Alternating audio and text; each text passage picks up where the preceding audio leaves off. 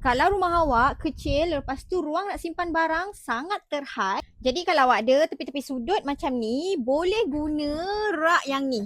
Yang ni memang rak ni jenis bersudut. So, kita boleh letak dekat tepi. Kalau tinggi sangat, boleh ambil yang 3 tingkat ataupun 4 tingkat. Yang Tim punya ni 5 tingkat memang tinggi sikit.